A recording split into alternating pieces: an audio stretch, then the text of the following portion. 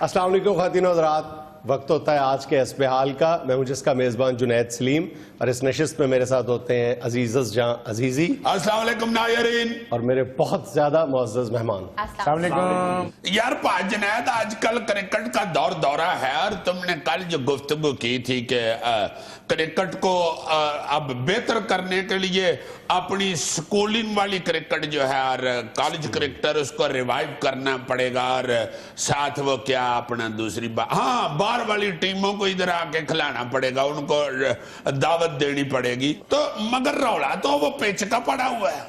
India के खिलाफ हम विकेट की वजह से आ रहे हैं ना। नहीं, वो यही कह रहे हैं ना जी कि वहां की पिच बड़ी बुरी थी और ये तो वो तो फलान तो टमकान। पिच को रीड करने की सलाहियत पैदा करनी चाहिए। वही मेरे यूज में आता है ना कि वो भी तो उसी पिच पे खेले हैं ना। आप अब पिच को समझें कि कैसी है। उन्होंने तो अपनी मर्जी से बनाई थी ना। जो न्यूजीलैंड हमारे खिलाफ मैच जीता है उसके बारे में ये कहा जा रहा है कि जिस बंदे ने विकेट रीड की थी उसको मैच जीतने का क्रेडिट जाता है। तो हम वो विकेट रीड क्यों नहीं कर सके? असल में सवाल तो ये था। ये कोई सब्जेक्ट है बहुत कॉम्प्लिकेटेड, बहुत कॉम्प्लिकेटेड पिच। और मेरा ख्याल है कि पाकिस्तान में अगर पिच रीडिंग का कोई मास्टर था तो वो जावेद मियां था। यार फिर उस बंदे का नाम ले लिया का। अब मैंने तो छोड़ दी थी क्रिकेट देखनी जब मियां दाद साहब रिटायर हुए। क्या भाई हुआ? अच्छा जी, पिच रीडिंग में कभी बादशाह हुए और बहुत सारी चीजों के अलावा वो विकेट को रीड करने का भी मास्टर था। वो देख लेते थे गेंद तेज निकलेगी या टर्न करेगी, या गेंद ऊपर आएगा या नीचे रहेगा। वो फास्ट बॉलर को खिलाना है या स्पिनर को खिलाना है। हमसे रक्षानी रीड होता तेज निकलने सजिया थी जाना या खबे उसमें बच गए। पाकिस्तानी रिक्शे को दुनिया का कोई शख्स भी रीड नहीं कर सकता, वो किस वक्त किधर मुड़ जाएगा। नहीं तो गेंद तो बहुत छोटा होता है, उसको रीड करना बड़ी बात है। जुनैद बाबू जी, इंडिया पाकिस्तान का मैच देखे तो मैं हैरान हो गया था कि एक टीम में सारे फास्ट, एक में स्पिन। यानी उनका तजर्बा सही हुआ कि विकेट जो थी वो स्पिन थी, गेंद टर्न हो रहा था। उन्होंने तो बनाई थी ना विकेट इसी नियत से, लेकिन आप रीड नहीं कर पाए ना। देख नहीं सके ना सही कि क्या इसमें। तो यानी कि हमें पाकिस्तान में फास्ट विकेटें बनानी चाहिए। बिल्कुल फास्ट विकेटें बनानी चाहिए, क्योंकि फास्ट बॉलिंग हमारी बहरहाल ताकत है, लेकिन बैट्समैनों के अंदर भी इतना जिगरा पैदा करना चाहिए। जी जुनैद बाबू जी, जमीन की समझ होनी चाहिए। देखें दूर से बता देता है कि ये प्लाट 4 मरले का कि 5 मरले का। यार बात पिच की हो रही है और तुम मरलियों की तरफ चले गए हो। पिच रीडिंग की बात हो रही है, ये जो क्रिकेट की पिच होती है। और तुम्हें पता है कि सबसे ज्यादा बेहतरीन मिट्टी जो है पिच के लिए वो कहाँ की है? वडाला संधुआ। यार वडाला मेरे शहर का नाम नहीं लेता। अब गुजराले का पिंड है लंदीपुर के, लंदीपुर है, लंदी नहीं नंदीपुर। वडाला संधुआ उसके करीब है या उसके अंदर है? जुनैद भाई, उस मट्टी की क्या क्वालिटी है? देखो मेरी बात, असल में ना हम ये समझते हैं कि मट्टी उठा के कहीं पे विकेट बना लेंगे तो वो तेज विकेट हो जाएगी, स्पिनिंग विकेट हो जाएगी। बहुत सारे तजर्बात हुए हैं। आपको याद है 2014 में जब यूएई में हमारी ऑस्ट्रेलिया के खिलाफ सीरीज होने वाली थी, तो ऑस्ट्रेलियन टीम ने, उनको पता था कि पाकिस्तान स्पिनर्स को खिलाएगा, तो उन्होंने इंडिया से मट्टी मंगवा के वहां पे अपने बैट्समैनों को ट्रेनिंग दी थी। लेकिन वो विकेट नहीं पैदा कर सके थे। इसी तरह पाकिस्तान और इंडिया में पर्थ से भी मट्टी आई है कि हम फास्ट विकेटें बनाने में कामयाब हो जाएंगे। बहरहाल उसमें और बहुत सारे अवामिल होते हैं, मौसम का अमल दखल होता है और बहुत सारी चीजें। वो विकेटें इतनी आसानी से, ये नहीं कि आप ऑस्ट्रेलिया की मट्टी ला के यहाँ पे ऑस्ट्रेलिया जैसी विकेटें बना लेंगे। असल में आपका जो क्रिकेटिंग सीजन है सर्दियों में, उस सीजन में घास जो है वो जड़ पकड़ती नहीं है, घास वैसे ही मर जाती है। तो मुमकिन नहीं है कि आप तेज जो ग्रासी विकेटें हैं वो बना सके। बहुत अच्छे, देखो कितना नॉलेज है जुनैद को। यार जुनैद, ये थैले का मकान बन रहा है, यार उधर भर्ती पुआनी है, कहां से मिट्टी लाई? अपने शहर से ला दो। यार पेच नहीं बनानी, मकान बनाना है। नंदीपुर की मिट्टी तो पेच के लिए अच्छी है ना। लो जी, मैंने पहली दफा सुना है कि चावलों की पिच के अलावा गुजरावाले की क्रिकेट की पिच भी मशहूर है। यार उस मट्टी का क्रिकेट की पिच के अलावा चावलों की पिच से भी ताल्लुक है, क्योंकि वहां का चावल बहुत आला है। और एक और उसकी खासियत बताऊं मट्टी की, गुलाम अली साहब जो गुलकार है इंटरनेशनल, वो भी उस मट्टी के बब्बर शेर है। गलोटियां पिंड है साथ ही उनका। यार मैं कितना को नॉलेज अब तक सी। अच्छा, वैसे पाकिस्तान की एक विकेट ने पूरी दुनिया में बहुत ज्यादा बदनामी कमाई थी। वो कौन से विकेट थे याद? मैं बताऊं फैसलाबाद के विकेट थे। उधर एक क्रिकेटर ने कहा था ना कि मैं मरूंगा तो मेरी कमर भी इधर ही बना दूंगा। दुनिया के तेज तरीन बॉलर डेनिस लिली ने कहा था 91 रन उसको पड़े थे, एक विकेट नहीं पड़ी थी। और उसी टेस्ट मैच में गालिबन तस्लीम आरिफ ने और ग्रेग चैपल ने डबल सेंचुरी स्कोर की और तंग आके उसने विकेटों पे टांग मारते हुए कहा था कि मैं मरूंगा तो मेरी कब्र इस पिच पे बनाना। डेनिस लिली की ये बात हमने मान नहीं ली, वरना फैसलाबादियों ने तो उधर जाके हाथ उठा के उसे बड़ी जुगते किया कर। डेनिस लिली बड़ा तेरा किल्ली का मुंह है। डेनिस लिली तो साडी कमर्शियल जगह ही लिली। डेनिस लिली तेन लै गए बिल्ली। डेनिस लिली तेन कदी न लगे हवा सिल्ली सिल्ली। डेनिस लिली तो क्यों इतने बॉलिंग कराई ढिली ढिली। ये भी बड़ी दिलचस्प बात है कि क्रिकेट की हिस्ट्री में 16 मरतबा ऐसा हुआ है कि विकेट इस कदर खतरनाक थी कि मैच कंप्लीट नहीं हुआ और अंपायर्स ने विकेट को खतरनाक करार दे के मैच खत्म कर दिया। हाँ, एक दफा नेशनल स्टेडियम कराची में गालिबन वेस्ट इंडीज के खिलाफ भी मैच हो रहा था। बहुत ज्यादा बैट्समैन जख्मी हो रहे थे, लेकिन बहरहाल उस वक्त ये हुआ था कि मैच खत्म नहीं किया गया था, लेकिन अंपायर्स ने विकेट को खतरनाक करार दिया था। अच्छा, ऐसा भी हो जाता है कि मैच ही खत्म करना पड़ जाता है। हाय हाय, शुक्र है यार मैं क्रिकेटर नहीं बना। नाज़रीन, यहाँ में लेना एक छोटा सा वक्फा, हमारे साथ रहिएगा।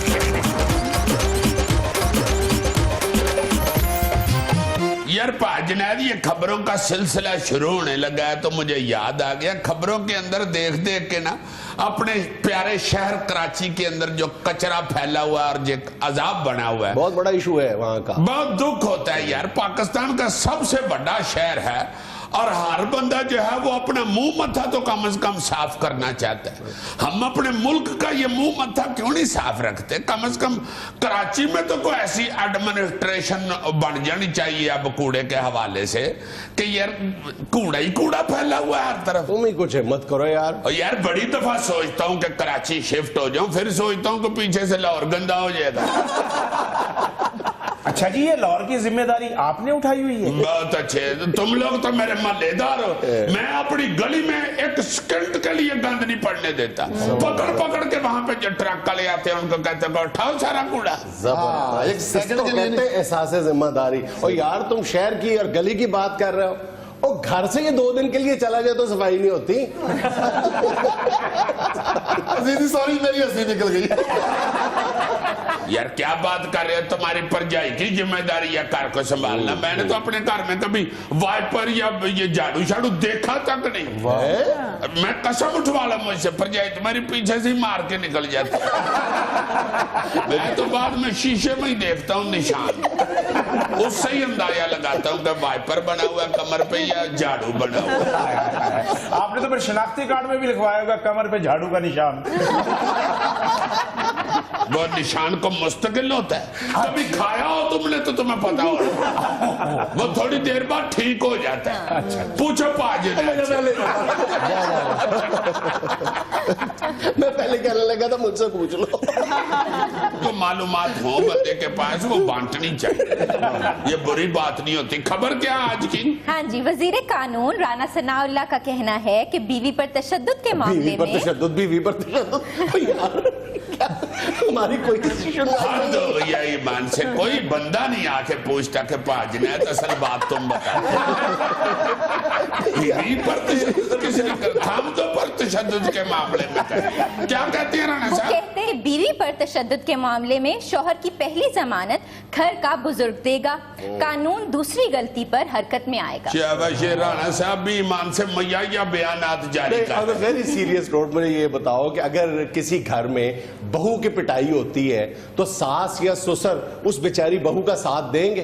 कभी भी नहीं होगा। नहीं, मैं ये कहता हूँ कि चलो जी बड़े इंसाफ पसंद भी हों बुजुर्ग, वो अपने बेटे को ना देखे, बहू का भी ख्याल करते। मेरे भाई अगर वो इंसाफ पसंद होंगे तो बहू पे हाथ उठने ही नहीं देंगे। और यार नहीं तो मैं परजाई कुछ कहती, मेरी बात तो सुन लो। बुजुर्ग साहब आप जमानत देते हैं? लो यानी बुजुर्ग वो बीच में डाल रहा है जो जाके तो बहू के साथ ही मिले, क्योंकि वो हमारी बहन भी है, बहू भी है, मैं किस लिए इसका साथ दूं? भाई जी मैं कहना ये चाहता हूँ कि सबसे बड़ी बात यही है, कानून बनना ही नहीं चाहिए था। ये सारी जिम्मेदारी बुजुर्गों को और खानदान वालों को ही सौंपनी चाहिए। और उससे भी बड़ी बात मैंने एक दिन की थी, अल्लाह मुझे माफ करे, बड़ी बड़ी बड़ी बात मेरे मुंह से निकल जाती। ये मैं लिखता जा रहा हूँ साथ साथ। क्या झूठ बोलते हो, इसमें तो तुम हस्बेयाल का हिसाब लिखते हो। मैंने कहा था कि एजुकेशन इसका हल है। सारा माशरा तालीम याफ्ता हो जाए तो उनको पता हो कि किस तरह बीवी से बिहेव करना है, बीवी को पता हो किस तरह खावन से बिहेव करना है। सीधी बात है, जरूरत ही नहीं इन चीजों की। वैसे भी राणा साहब सीरियस प्रेस कॉन्फ्रेंस कर रहे होते हैं तो मुझे लगता है हस्बेयाल चल रहे अगली खबर। जी, मुल्तान से रुकने सूबाई असम्बली राना महमूदुल हसन के बेटे की जगह नवी जमात का इम्तिहान देने वाले मुलजिम की गिरफ्तारी के बाद फौरन रिहाई।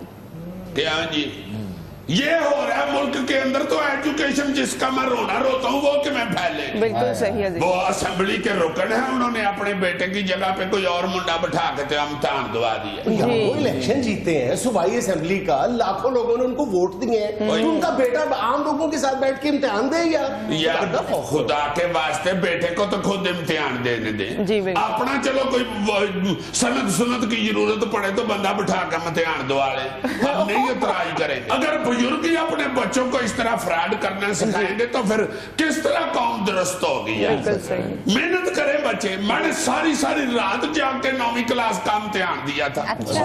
और सारी रात बैठ के सोचता रहता था कि मैं पास तो नहीं होना। फिर क्या बना? वैसे फिर नतीजा सोच के मुताबिक ही निकला, नहीं था हुआ पास। फिर मुझे किसी बुजुर्ग ने मशवरा दिया कि पुत्र मेहनत करते हैं, डरते नहीं कि इम्तिहान से। फिर मैंने मेहनत शुरू की तो पास कर लिया 9वीं जमात का इम्तिहान। फिर 10वीं में इसी तरह सोचता रहता था मैं पास तो नहीं होना। हर क्लास में मैंने 2-2 साल सोचने पे लगाए, फिर तीसरा साल पास होने पे लगाया। इसी को दानश्वरी कहते हैं कि पहले सोच ले बंदा। ऐसे ही लगा हुआ है, जिस जमाने में इसने मैट्रिक किया था 1946 में, उस वक्त 9वीं 10वीं अलग अलग कब होते थे? बिल्कुल सही। यार क्या बात करते हो तुम, मेरे लिए ही तो उन्होंने अलग अलग की थी। उन्होंने कहा इससे कठिन पास होनी है, आधी करके दियो। यार हद हो गई है, 1996 तुमने कैसे कह दिया ये? मासूम, मैंने 1996 नहीं 1946 का है। यार को अकल को हाथ मारे, 1946 में मैंने नहीं था मैट्रिक किया, 1946 में किया था। मुझे याद है अच्छी तरह, इसने मुझे बताया था कि जब मैंने अंग्रेजी का पर्चा दिया था मैट्रिक में तो सड़कें सारी ब्लॉक थी, कायदे आजम का जुलूस गुजर रहा था। तो यार मैं वो अपने अब्बा जी की बात तुम्हें सुना बैठा हूं, तुमने वो मेरे साथ ही मंसूब कर दी। ईमान से जितना कसूर नलायक बच्चों का है ना, उससे दुगना कसूर ऐसे बुजुर्गों का है मुआशरा खराब करना। ये सारे गुड गवर्नेंसेस के करिश्मे है ना।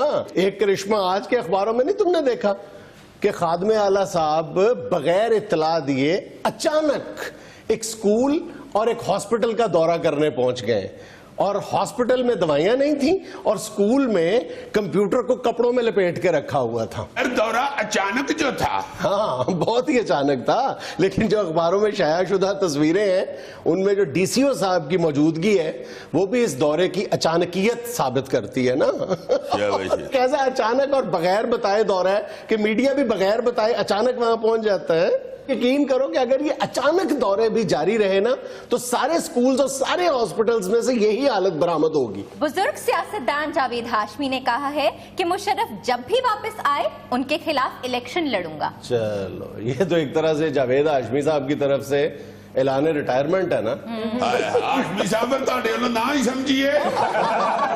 भाई और मुशर्रफ साहब वापस आएंगे तो उनके मुकाबले में लड़ने, ऐसे को बंदा फाड़ लो ना ते ना रहो। मुशर्रफ साहब तो 9 मन तेल है, ना 9 मन तेल होना है ना राधा ने इलेक्शन लड़ना है। जनाबे अली वो बीमार हैं, वो बाहर इलाज कराने गए हैं। इस तरह के सियासतदान जब जाते हैं तो 6-7 साल उनका इलाज होता है, फिर डॉक्टर 6-7 साल उनको आराम का मशवरा देते हैं। ऐसे यार भाजनायत डॉक्टर भी तगड़े बंदे को आराम का मशवरा देते हैं। गरीब आदमी बेचारा दूसरी तीसरी दफा डॉक्टर के पास जाए ना तो सीधा ही कह देते हैं फ्रॉड ना कर, ठीक है तो चल भाजना से। जो फ्रॉड कर रहे होते उसको नहीं कहते, उसको कहते हैं आराम करें आपने फ्रॉड कर लिया, आप आराम करें। मुशर्रफ साहब का अगला बयान नहीं सुना, वो कह रहे कि दुबई के डॉक्टर से जितना मैंने इलाज करवाना था करवा लिया, अब अमेरिकन डॉक्टर्स के पास मैं जा रहा हूँ इलाज करवाने। यार वो जो अमेरिकन डॉक्टर है ना वो पहले सारी डिजीज अरबी में सुनते हैं। ये जाके दुबई वालों को उर्दू में बताएंगे डिजीज, वो फिर आगे अरबी में अमेरिकन को बताएंगे। अमेरिकन फिर उस अरबी की इंग्लिश ट्रांसलेशन करके इनका इलाज करेंगे। नहीं, वो अंग्रेजी में तर्जमा करके बरतानवी डॉक्टर्स के पास लंदन भेज देंगे। हाँ, वो फिर सारे स्पेलिंग स्पूलन चेक करके तो फिर दवाई देंगे। हाँ, मुशर्रफ साहब की बीमारी कोई आम बीमारी है यार। हाय हाय हाय, मैंने सुना है डॉक्टर ने जब उनको स्टेथोस्कोप लगाया ना तो उनके सीने से आवाज आ रही थी।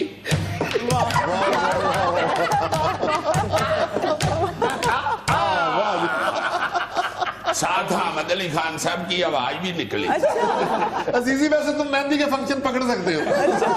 ना पकड़ना नहीं तो पकड़े जाओगे। अगली खबर क्या है?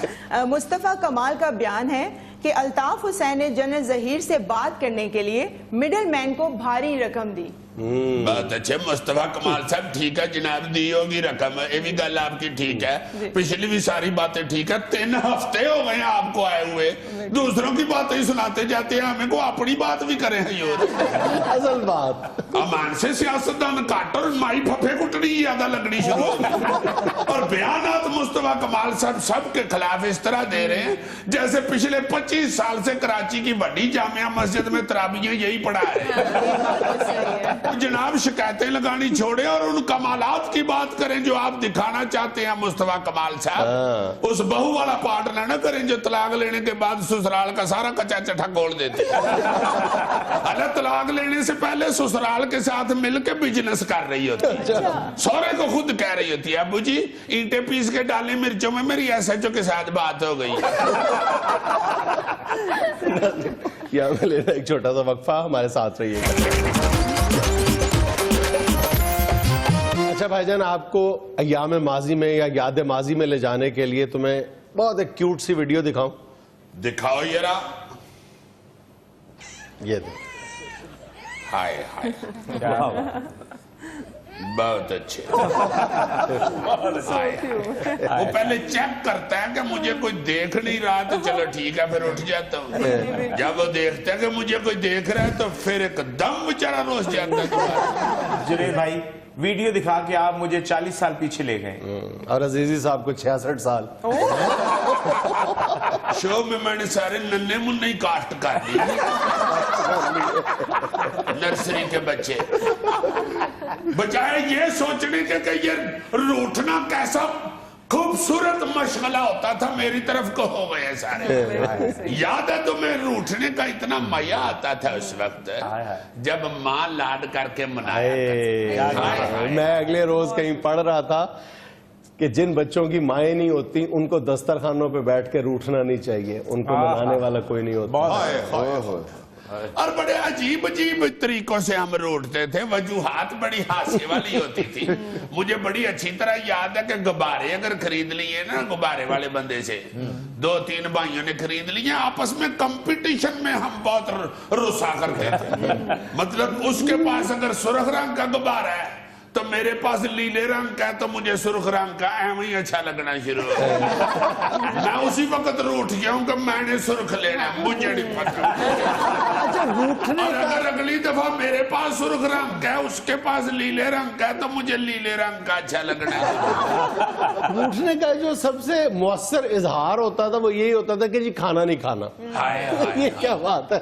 और माँ बेचारी मिन्नतें किया करती थी कि बेटे खा खा लो, लो। रूठने का खाने से क्या ताल्लुक है? खाने से नहीं रूठते। खाने से नहीं रूठते। कर कर के तरले तो माँ आके के फिर कहती थी कि ना खा, फिर कसमानु खा। और फिर बच्चा इंतजार करना शुरू कर देता था कि कहे भी माँ मुझे भूख लग रही है। नहीं जी, अक्सर तो ये होता था कि फिर बच्चा चादर ठा ठा के देखता था कि सारे सो गए हैं।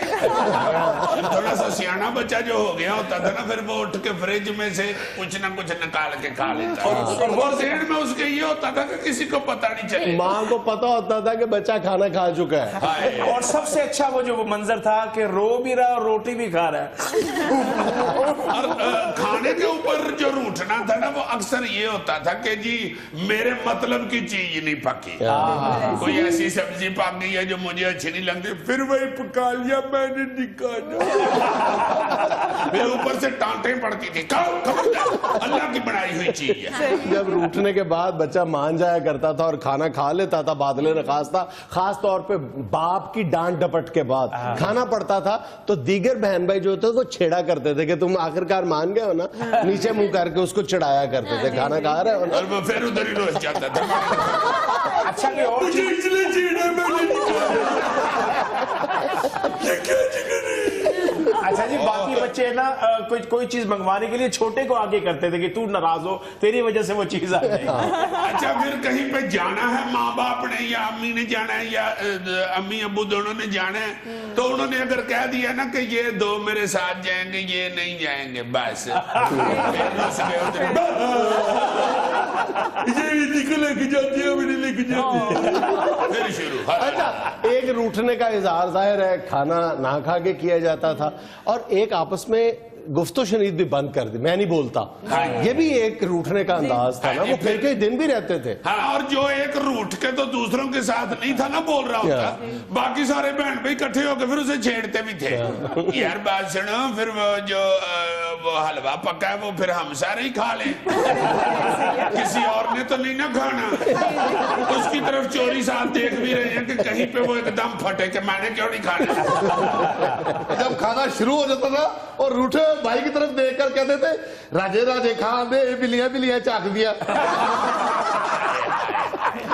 यानी राजे खा रहे हैं और बिल्लियां देख रही हैं। उसको लेकिन बिल्ली यार, बना देना फौरन। ये रूठना और ये नाराजगियां माँ बाप के साथ ही सजती थी। आप घर में अपनी बीवी के साथ रूठ के देख लो क्या रिस्पॉन्स मिलता है। बीवी तो फौरन कह देती है, चलो जुनैद साहब फिर उठो, तो चलो पल के उलामे देनी शुरू हो जाती है। ठूस के आते हैं बेटा। अगर कोई बच्चा कह दे लगे अब्बू को भी देख खाना, बेटा उधर चरगे खाते हैं ये लोग, आपको नहीं पता है, ऐसे ही नहीं फुले हुए ये जो तोसा पका हुआ है ये हम नहीं खाना है, इनको तो उधर बानिस्बत खाने को चीजें मिलती है। कितना थोड़ा तो यहाँ पे लेना एक छोटा सा वक्फा, हमारे साथ रहिएगा। नाज़रीन, मुख्तलिफ सियासी मामलात का अहाता करने के लिए प्रेस कॉन्फ्रेंस कर रहे हैं वफाकी वजीर इत्तलात और नशरियात मोहतरम जनाब परवेज रशीद साहब। मैं जी ते मेरा डोलन माही क्या दिला विच बेपरवाही प्यार दे दोवें राही। ये सब क्या हो गया है? ये वो गीत है जो आवाम हुकूमत के लिए इस वक्त गा रही है। अच्छा, यकीन मानिए मैं तो आम लोगों में उठता बैठता हूँ। पता है हमें। तेनू किमें पता भाई? ये आम आदमी है ना। वो आम आदमी है तो तू केड़ा फेडरल कास्ट्रो दा वड्डा पुत्र है। मैं दरअसल ये कहना चाहता हूँ कि मैं आम लोगों में उठता बैठता हूँ, उनके हालात से अच्छी तरह वाकिफ हूँ। मैं एक आम आदमी हूँ, मेरा मिलना गिलना आम लोगों के साथ है। मैंने पिछले 67 बरस में लोगों को इतना मुतमईन और इतना खुश नहीं देखा जितना अपने इस दौरे हुकूमत में देखा है। बेशक बेशक बेशक। ਇਹ ਤੇ ਹੁਣ ਤੁਸੀਂ ਵਿੱਚ ਛੇੜਨ ਲੱਗ ਪਏ ਹੋ ਮੈਨੂੰ। मैं संजीदगी से कह रहा हूँ, अवाम बहुत ज्यादा मुतमईन है, बहुत खुश है। ये आप तंजिया कह रही, फिर कहीं जरा। बहुत खुश है, बहुत मुतमईन है अवाम। जुनैद साहब मैं टीवी का भी हैड हाँ, अच्छा फिर मैनू ने इन्नी को एक्टिंग आ गई है। परवेज साहब आप बिल्कुल ठीक कह रहे हैं, लोग नक्को नक खुश हैं। जुनैद साहब ये है मीडिया की ताकत। आपने हल्का सा इशारा दिया और आम आदमी सीधा ही हो गया। यार तुम नक की ना लक की बात करेगा, गुड लक। परवेज साहब, आम आदमी तो आपके उस रद्द अमल पर भी सिद्धा हो जाना चाहता है जो आपने बलूचिस्तान से राग एजेंट की गिरफ्तारी पर शो किया है। क्या किया आपने अभी तक? बहुत शुक्रिया आपका, आप आज की प्रेस कॉन्फ्रेंस के असल मौजू की तरफ आए। मैंने आप सारी सहाफी बरादरी को, भाइयों को इसीलिए तकलीफ दी है कि हम दो टोक वाजे करना चाहते हैं कि ये जो रा का एजेंट बलूचिस्तान में पकड़ा गया है, इस पर हमने हंगामी इजलास बुलाया है पूरी काबीना का। अच्छा। और उसमें हमने फैसला किया है। अब हम फैसले को बताए देते हैं कि क्या किया है। जी बताइए। हम सारी काबीना वाघा बॉर्डर के ऊपर जाके इसका रद्द अमल शो करेंगे। इंडिया की तरफ मुंह करके सबसे पहले मैं ये करूंगा, उसके बाद ख्वाजा आसफ साहब ये करेंगे। परवेज साहब माफी के साथ ये बता दीजिएगा, ये लिखना कैसे है? अरे भाई ये प्रिंट मीडिया के लिए नहीं, इलेक्ट्रॉनिक मीडिया के लिए है। वो इसकी वीडियो चला लेंगे, एक दफा फिर रिकॉर्ड कर लें। तो परवेज साहब बस ये दो वजीर ये कर देंगे, बात नहीं, खत्म। नहीं, नहीं, आप फिक्र ना कीजिए, पूरी काबीना होगी, पूरी काबीना। ख्वाजा साद रफीक साहब अपने रेलवे के एक इंजन का हारन उतार के लेके आएंगे और वो बॉर्डर पे खड़े होके बजाएंगे। उसके बाद हमारे वफाकी वजीर जनाब खुरम दस्तगीर खान साहब भी साथ होंगे और उन्होंने एक अनोखा इख्तिजाज ढूंढा है। वो बॉर्डर पे खड़े होके करेंगे।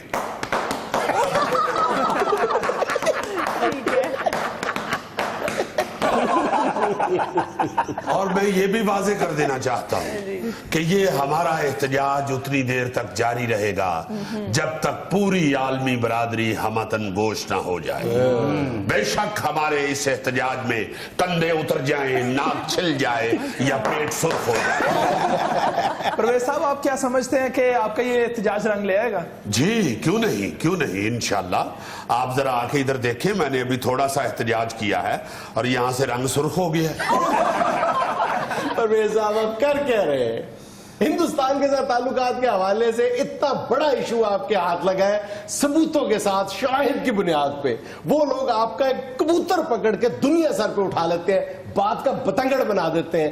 3 दिन गुजर गए, आप लोगों ने किया क्या है? जुनैद साहब ये जो मैंने अभी आपको सब कुछ करके दिखाया है, ये क्या कम एहतजाज है? आप जरा करके दिखाएं। ये सबसे आसान ये है, अब यही कर दें। बड़े अफसोस की बात है। नहीं हुआ ना, बहाने लगा रहे हैं। परवेज साहब इतना बड़ा इशू जिसपे आप हिंदुस्तान को नाको चने चबवा सकते थे, पाकिस्तान की जान छुड़वा सकते थे आइंदा कई वर्षों के लिए, आपने किया क्या? वही रिवायती सा एक बयान दफ्तर खारजा तलबी सफीर की, क्या हुआ? जुनैद साहब यही तरीकाकार होता है, सफारतकार को बुला के उससे जवाब तलबी करते हैं और उन्हें कान फड़ा के उतने अमीर मुकाम नहीं बादी जाते। एक मिनट ठहरिए। सर मुशर्रफ के बारे में आप क्या कहते हैं? मुशर्रफ, हाँ मुशर्रफ माशाल्लाह अब ठीक ठाक हैं। उसने तो अब गांव में ये मोबाइल फोनों के कार्डों की दुकान डाल ली है और आप सुन के खुश होंगे कि अगले साल उसकी शादी है। सर मैं परवेज मुशर्रफ साहब के बारे में कह रहा हूँ, वो चुपके से कैसे निकल गए? चुपके से तो आप ऐसे कह रहे हैं जैसे वो अपनी पिशौरी चप्पल उतार के हाथ में पकड़ के नीमे नीमे होके मेरे मेज के नीचे से गुजर के गए। भाई अदालत ने उनको भेजा है और वो चले गए हैं। अदालत ने तो आपके कोर्ट में बॉल फेंक दी थी ना? तो आपने देखा नहीं, हमने बॉल उठा के वापस उनके कोर्ट में फेंक दी थी। बॉल से मुझे याद आया कि क्रिकेट हारने की सारी जिम्मेदारी आपने इमरान खान पे कैसे डाल दी? ऐसे यार इस मुंडे ने 2 बार ही कैच कर लिया है, अच्छा साफ ही है। मजाक में ना बात डालें। अब बताएं कि आपने शिकस्त की जिम्मेदारी इमरान खान पे क्यों डाल दी? जुनैद भाई, ये क्रिकेट के हारने की जिम्मेदारी इमरान खान साहब पे इसलिए डाली है कि वो हार को रिएक्ट करने के स्पेशलिस्ट हैं। हमने सोचा कि वो वहीं गए हुए हैं इंडिया में, उन्हीं पे हारने की जिम्मेदारी डाल दें। शायद वो धरना दे के एहतजाज वगैरह करके रीमैच करवा लें।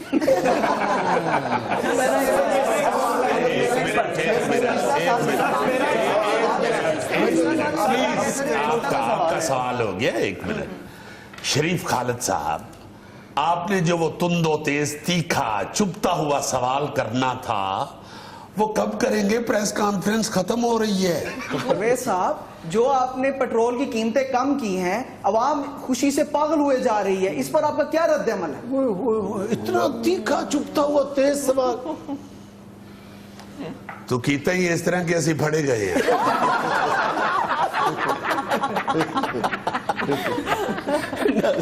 यहाँ लेने की छोटा सा वक्फा, हमारे साथ रहिए।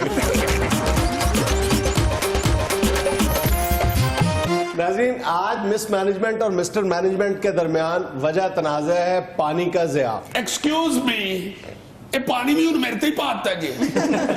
यानी आपका मतलब है कि पानी भी जाया मिस मैनेजमेंट करती है? यस, पानी के ज़िया में भी मिस मैनेजमेंट का बहुत ज्यादा अमल दखल है। किस तरह? मेरा क्या सर्विस स्टेशन है? तुम्हें मैं कुछ आदाद शुमार बताऊंगा, फिर तुम ईमानदारी से दिल पे हाथ रख के फैसला करना कि इस मामले में मिस मैनेजमेंट का अमल दखल है या नहीं। कौन से आदाद शुमार बताओ ना जरा। एक मोटी सी बात सुन लो अपने जैसी। मोटी कह देता सू, गलती में कभी अपने खामन की नहीं सुनी। इतना गुस्सा? बाबूजी इतनी मोटी है, रक्षे में अकेली बैठ जाए तो रक्षा भर जाता है। दफा एडा तेरा सलीम रक्षा। मेरी बात तो तुम्हें बहरहाल सुननी पड़ेगी। सुनाई जी, आपकी बात ही सुनने आई हूँ, आपसे कोई पैडी की और नहीं कराने आई। देखो, इस वक्त वतन अजीज में औसतन हर पाकिस्तानी के पास जो अवेलेबल पानी है वो मिकदार पता है कितनी है? 900 क्यूबिक मीटर, सिर्फ 900 क्यूबिक मीटर। और चंद साल पहले यानी सन 2000 में ये मिकदार 2960, कमोबेश 3000 क्यूबिक मीटर थी। 3 गुना कमी वाकई हो गई है सिर्फ चंद सालों के दौरान। तो इसमें मेरा क्या कसूर है? तुम्हारा कसूर मैं भी बताता हूं, तुम्हारा ही कसूर है, लोगों को बताया नहीं जा रहा। तो मैं क्या पानी से गिलगित के पहाड़ धोती हूँ या मरी में चढ़ने वाली गाड़ियों के इंजन में ठंडे करती हूँ? मिस मैनेजमेंट तुम नहीं करती, तुम्हारी वजह से लोग तो करते हैं ना। तो लोगों को कहीं ना, मेरा क्या कसूर है इसमें? तुम्हारा ही कसूर है, मिस मैनेजमेंट का कसूर है, और किसका कसूर है? लोगों को बताया नहीं जा रहा कि पानी कितनी बड़ी नेमत है और हम उसको किस कदर बेदर्दी के साथ जाया कर रहे हैं और हम एक बुहरान की तरफ जा रहे हैं। हाय, हर इल्जाम मुझ पे। इसको टीवी पे देखती हूँ तो इसकी फैन हो जाती हूँ, सामने आके इसकी गुफ्तगू सुनती हूँ तो एंकर काम और मेरी जिठानी ज्यादा लगने लगती है। बर्दाश्त करो, मैं सच बात करता हूँ। सच बात करती हो तो फिर आ जाती हूँ ना। बाबूजी आपको जिठानी का ना बड़ा मजा है। भाई उतराए हमें चाचा सौरा बनन दे। सर जरा ये मिस मैनेजमेंट से पूछें। तो तू आप पूछ ले, मैं तेरे पर आगलो तलाक ले। अच्छा चलो ये बताओ कि मैनेजमेंट वाले मुमालिक में एक आदमी के पास कितना अवेलेबल पानी है, ये बताओ। मैंने की पता, मैं मिस मैनेजमेंट तक मार्च की है।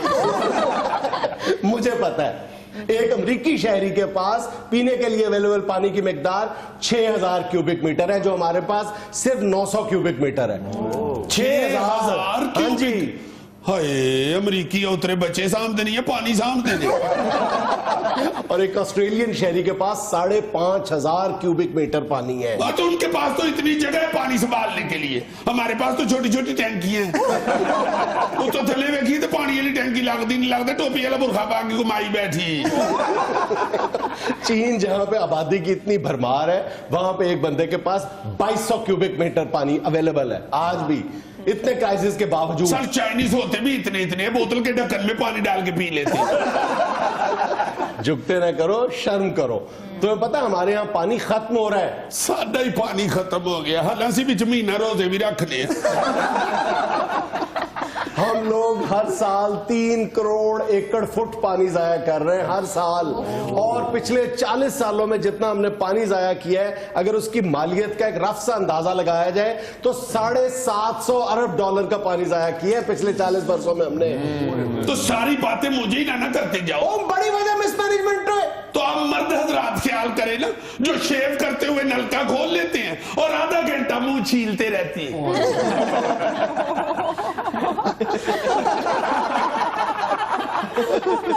यही पानी जो वॉश बेसिन में इस्तेमाल होता है, इस्तेमाल शुदा पानी जापान में मैनेजमेंट वाले माशरों में लोग फ्लश टैंक के लिए इस्तेमाल कर लेते हैं, और एक घर यौमिया 200 लीटर पानी जाया होने से बचा लेता है। हाँ, वो कैसे? वॉश बेसिन को फ्लश टैंक से कनेक्ट कर लेते हैं। तो आप करवाएं फिर कनेक्ट। मैं को प्लम्बर तो नहीं ना मैं आके कनेक्ट करा। लेकिन हिंदुस्तान में तो प्लम्बरों वाले पहने हुए हैं। देख लो जावे तू गोल्डन बफ बकरिया। गोल्डन बकरा नहीं, मुर्गा होता है। मैं मिसमैनेजमेंट हूँ, मैंने गलत बात ही करनी होती है। मान गए ना कि हमेशा तुम गलत बात करती हो। मैं माफी चाहती हूँ, ये पानी जाया मैं नहीं करती। तुमसे बात किसी ने क्या करनी, हर बात पे तो माफी मांग लेती हो। मैं पानी जाया नहीं करती, मैं तो पीती भी मिनरल वाटर हूँ। मेरे स्किन स्पेशलिस्ट अजीम जहांगीर ने मुझे कहा हुआ है कि ग्लोइंग स्किन के लिए daily 8 to 10 glasses mineral water drink का करो। मिस, ये ग्लोइंग स्किन के लिए क्या करें? इन कोठे ते खड़ के पानी के लिए टैंकी च सुटो, अगलियां गर्मियां च कटना, शायद इहदा कुछ बन जाए। मिसमैनेजमेंट, तुम्हें ये पता है कि 1 लीटर मिनरल वाटर बनाने के लिए 3 लीटर पानी जाया करना पड़ता है। 3 लीटर हिसाब किताब किन्ना इन्हें रखे है पानी दा। ते सर्दियों च गर्म फुहारे थे लिख लोगे अद्धा घंटा पठाने खान दे गाने गांदा रहिंदे। वो गाने नहीं गा रहा होता, सर्दी लग रही होती है मुझे। सर्दी तेनू लगे ते तावला दे गावे, तेरी मौजा लगी होंदी है ना, ता पठाने खान दे गाते। मैनेजमेंट वाले माशरे अमेरिका और ऑस्ट्रेलिया में उन घरों को टैक्स में छूट दी जाती है जो लोग अपने घरों के पानी को रिसाइकल करके इस्तेमाल करते हैं, और इस तरह एक घर यौमिया 500 से 1000 लीटर तक पानी बचाता है। पता है मुझे। बाबा, मैनेजमेंट वाले माशरे फसलों को जो पानी देते हैं उसकी भी बचत करते हैं, ड्रिप इरिगेशन करते हैं, यानी फसलों को कतरा कतरा पानी देते हैं, 70% पानी बचा लेते हैं ऐसे। ड्रिप इरिगेशन इतने इंसानों को 2 नंबर ड्रिपां लगनी है ना, तो फसलों को कौन लावे? बाबू जी जो मर्जी कर लो, ਇਹਦਾ ਕਾਂ ਚਿੱਟੇ ਰਹਿਣਾ। ना मेरा वीर, तू कां दी मिसाल ना दिया। एक ही है, ਇਹਨੇ ਬੱਚਾ ਦਿੱਤਾ ਹੈ ਕਲੱਚ ਹੁਣ ਇਹ ਨਾ ਪੁੱਛ ਲਵੀ ਦੀ ਰੇਸ ਕਿੱਥੇ ਵੇ। मेरा ख्याल है बाजी बड़े परस च फोन रख दिए तो छोटे से चार्जर रख दिए। नाज़रीन, ये था आज का हस्बे हाल। खुश रहे, खुश रखें। आपसे मुलाकात होगी इंशाल्लाह कल। अल्लाह।